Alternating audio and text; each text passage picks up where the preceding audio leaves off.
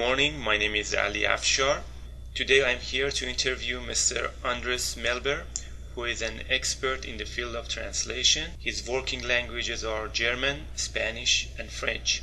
Since my students are in the first week of a translation course, what is your advice or suggestion that you have for them? I think we should talk a little bit about one of the major tools in translation, which is a dictionary.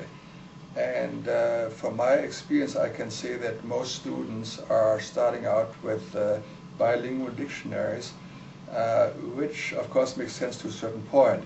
But then as of level 2+, in terms of language proficiency, I strongly suggest that the translation student, translation interpretation student, should resort to monolingual dictionaries, and that for a very important reason. First and foremost, the student needs to understand that any bilingual dictionary is a translation, and we all know, all those working in the field know, that translations are not flawless. So we can reasonably expect that bilingual dictionaries contain mistakes.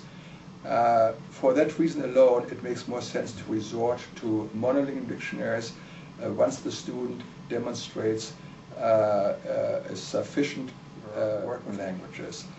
Another advantage of resorting to monolingual dictionaries is that whenever the student is looking for a term, that term is explained in context.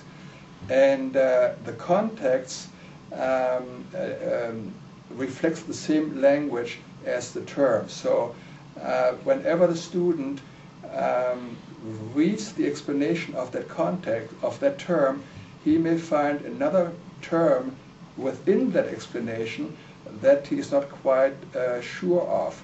And but he is going to understand the overall explanation of the term, and the second term he's not quite sure of is closely associated to the term he was actually looking up. So the bottom line here is he's building bridges, and that alone helps develop his short-term memory span, and he has a much greater chance to retain the meaning of that term that has been presented in context. Thank you very much. I'm sure that my students will greatly benefit from your comments. Again, it's greatly appreciated.